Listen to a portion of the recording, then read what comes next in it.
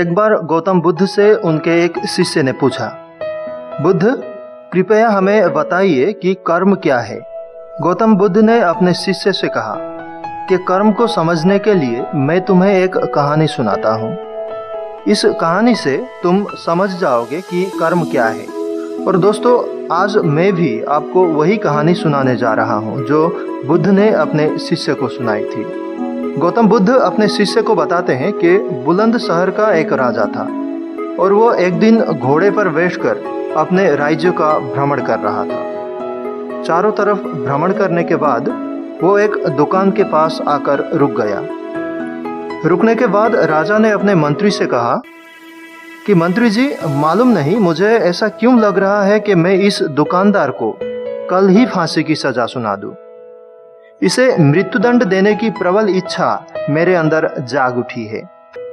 मंत्री ने इस बात का कारण पता करने के लिए अगले सुबह वेश बदलकर आम जनता का रूप लेकर उस दुकानदार के पास पहुंच गए। वो दुकानदार चंदन की लकड़ियां बेचने का काम करता था। मंत्री ने दुकानदार से पूछा, भाई आपका काम कैसा चल रहा है? तब दुकानदार ने बताया कि उसका बहुत ही बुरा हाल है। लोग उनकी दुकान पर आते तो हैं, चंदन की लकड़ियां सूंघकर उसकी प्रशंसा भी करते हैं, पर खरीदता कोई नहीं। और उसने आगे बताया, मैं अब तो बस यही इंतजार में हूँ कि कब हमारे राज्य के राजा की मृत्यु हो जाए और उनके अंतिम संस्कार के लिए मुझसे बहुत सारी चंदन की लकड़ियां खरीद ली जाए और शायद वहां से ही मेरे व्यापार में और ज्यादा बढ़ोतरी हो जाए और शायद तब से ही मेरा व्यापार भी अच्छा हो जाएगा। मंत्री को सारी बात समझ आ गई कि यही वो नकारात्मक विचार है जिसने राजा के मन को भी नकारात्मक कर दिया था। वो मंत्री बहुत ही बुद्धिमान था, इसीलिए उसने सोचा कि मैं थोड़ी बहुत चंदन की लकड़ियां खरीद लेता हूँ। उसने दुकानदार से कहा कि क्या मैं आपसे चंदन की लकड़ियां खरीद सकता हूँ? उसने सोचा, चलो कुछ तो बिका। इतने समय से कुछ भी नहीं बिक रहा था। उसने चंदन की लकड़ियों को अच्छी तरह से कागज से लपेटा और अच्छी तरह से पैकिंग करने के बाद मंत्री को दे दिया। मंत्री अगली सुबह चंदन की लकड़ी लेकर राजा के दरबार पहुंच गया। मंत्री ने राजा से कहा, महाराज, वो जो दुकानदार है उसने आपके लिए तोहफे के रूप में चंदन की कुछ लकड़ियां भेजी है। ये सुनते ही राजा बहुत ही खुश हुए और मन ही मन सोचने लगे कि यार, मैं बेकार में ही उस दुकानदार के बारे में गलत बातें सोच रहा था। राजा ने चंदन की लकड़ी को हाथ में लिया। राजा ने बहुत ही अच्छी तरह से उसको सूंघा। उसमें से बहुत ही अच्छी सी सुगंध आ रही थी। राजा इससे बहुत ज्यादा खुश हुए और उस राजा ने मंत्री के हाथों से सोने के सिक्के भिजवा दिए।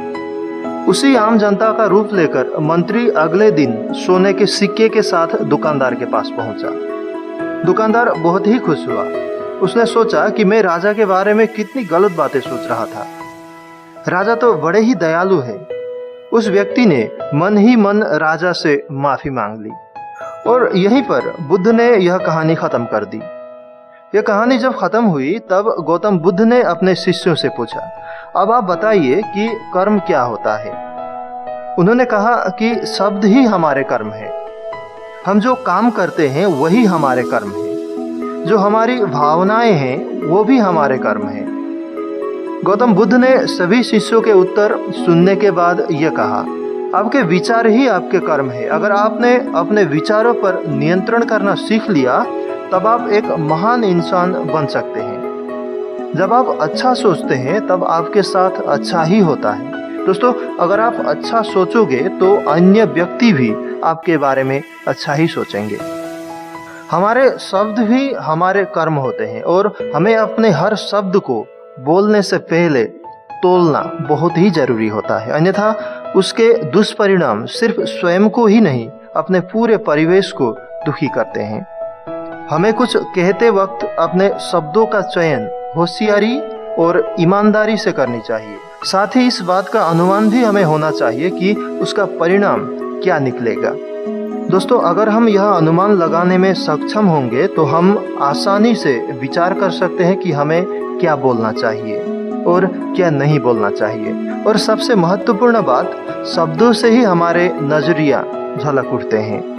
शब्द दिलों को जोड़ सकते हैं तो हमारी भावनाओं को चोट भी पहुंचा सकती है और रिश्तों में दरार भी पैदा कर सकते हैं।